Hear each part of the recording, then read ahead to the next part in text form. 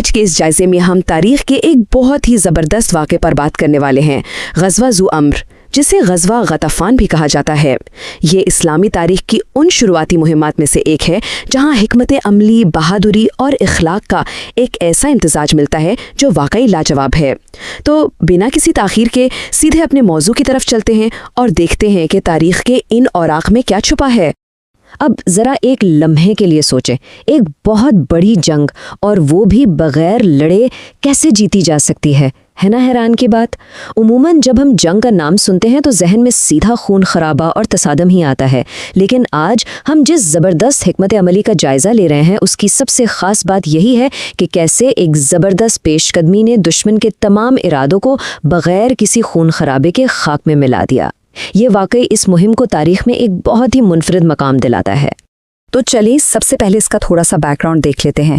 یہ واقعہ پیش آیا 3 ہجری میں، ویسے کچھ تاریخی روایات اسے 2 ہجری کے بالکل آخر کا بھی بتاتی ہیں، اور اس کا مقام کیا تھا؟ نجد کے علاقے میں ایک جگہ ہے ذی امر۔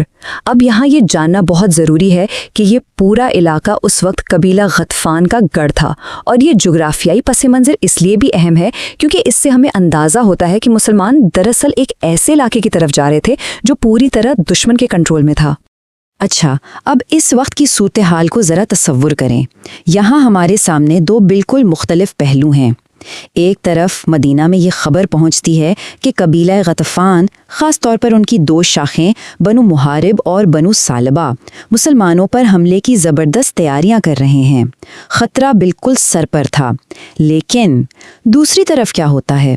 مدینہ میں بیٹھ کر ان کا انتظار کرنے کے بجائے ایک زبردست اور قبل از وقت پیش قدمی کی گئی۔ نبی کریم صلی اللہ علیہ وسلم نے خود اس لشکر کی قیادت کی تاکہ اس خطرے کو وہیں ان کے اپنے ہی علاقے میں جا کر روکا جا سکے۔ اور اس پیش قدمی کا نتیجہ یہاں ہمیں ایک زبردست نفسیاتی دباؤ کا اثر دیکھنے کو ملتا ہے۔ جیسے ہی دشمن کو یہ بھنک پڑی کہ مسلمانوں کا لشکر پوری طاقت کے ساتھ نجد کی طرف تیزی سے بڑھ رہا ہے، بس ان کے حوصلے وہیں جواب دے گئے۔ لڑائی تو دور کی بات، وہ اپنے مورچے چھوڑ کر سیدھا پہاڑوں کی طرف بھاگ نکلے۔ اسی لیے یہاں کوئی باقاعدہ جنگ نہیں ہوئی۔ مسلمانوں نے وہاں پہنچ کر کچھ دن قیام کیا، اپنا رعب اور دبدبہ قائم کیا، اور بغیر کسی جانی نقصان کے بے حفاظت مدینہ واپس آ گئے۔ کیا کمال کی نفسیاتی فتح تھی یہ! اچھا، یہ تو ہو گئی مجموعی کامیابی، لیکن اسی مہم کے دوران ایک ایسا خاص اور ڈرامائی واقعہ پیش آیا جس نے تاریخ کے اوراق میں ہمیشہ کے لیے جگہ بنا لی۔ ہوا کچھ یوں کہ ایک دشمن کو اچانک ایک ایسا موقع مل گیا جب اس نے نبی کریم صلی اللہ علیہ وسلم پر بالکل تنہا حملہ کرنے کی کوشش کی۔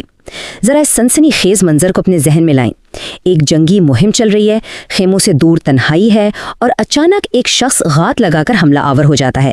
یہ یقیناً ایک انتہائی نازک اور خطرناک لمحہ تھا۔ اس نازک ترین لمحے میں ایک ایسا مکالمہ ہوا جو رونگٹے کھڑے کر دیتا ہے۔ دشمن کے ہاتھ میں ننگی تلوار ہے، وہ پوری طرح سمجھ رہا ہے کہ اب شکار اس کے رحم و کرم پر ہے۔ وہ انتہائی غرور اور تکبر میں آ کر پوچھتا ہے، اب آپ کو مجھ سے کون بچائے گا؟ سوچیں، یہ ایک ایسا سوال تھا جو کسی کے بھی ہوش اڑا دے، لیکن اس کے جواب میں جو لفظ ادا ہوا، اس میں جو سکون اور جو پرفیکٹ یقین تھا نا، وہ لاجواب ہے۔ آپ صلی اللہ علیہ وسلم نے صرف ایک لفظ میں جواب دیا، اللہ۔ یہ محض ایک لفظ نہیں تھا، یہ ایک ناقابل تسخیر قوت اور کامل ایمان کا زبردست اظہار تھا۔ اس ایک لفظ کے بعد جو ہوا وہ واقعی حیران کن ہے۔ پہلا قدم دیکھیں، وہ جواب سن کر اور آپ صلی اللہ علیہ وآلہ وسلم کے چہرے کا غیر معمولی اطمینان دیکھ کر اس دشمن پر اچانک ایک شدید ہیبت طاری ہو گئی۔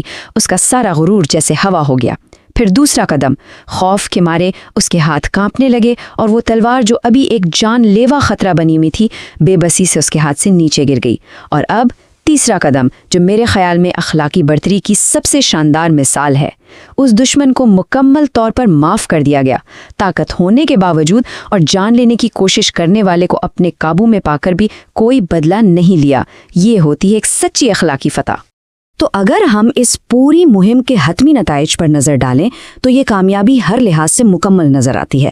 پہلی بات تو یہ کہ دشمن کی وہ ساری سازش جو انہوں نے مدینہ پر حملے کے لیے تیار کی تھی وہ بری طرح فلاپ ہو گئی۔ دوسری چیز، پورے نجد کے علاقے اور اس کے آس پاس مسلمانوں کا ایک زبردست رعب قائم ہو گیا، جس سے آگے چل کر کئی خطرات خود بخود ٹل گئے۔ اور تیسرا اور سب سے اہم نتیجہ، یہ ایک ایسی زبردست کامیابی تھی جو بغیر کسی خون خرابے اور بغیر کسی جنگ کے حاصل کر لی گئی۔ مقصد بھی پورا ہو گیا اور جانیں بھی محفوظ رہیں۔ اب ان تمام حقائق اور واقعات کو سامنے رکھتے ہوئے آخر میں ایک بہت ہی گہرا سوال ابھر کر سامنے آتا ہے، اور وہ یہ کہ کیا واقعی حقیقی غلبہ محض جسمانی اور جنگی طاقت کے بجائے بلند اخلاقی جرت اور مضبوط کردار سے حاصل کیا جا سکتا ہے؟ کسی دشمن کی سازش کو بغیر لڑے ناکام بنانا اور پھر ایک جانی دشمن کو قابو میں پا کر بھی معاف کر دینا، کیا یہ میدان جنگ میں کسی کو مارنے سے کہیں زیادہ بڑی کامیابی نہیں ہے؟ یہ ایک ایسا سوچنے پر مجبور کر دینے والا سوال ہے جو اس واقعے پر غور کرنے کے بعد دیر تک ہمارے ذہنوں میں گونجتا رہتا ہے۔ اس دلچسپ جائزے میں ہمارے ساتھ شامل رہنے کا بہت بہت شکریہ۔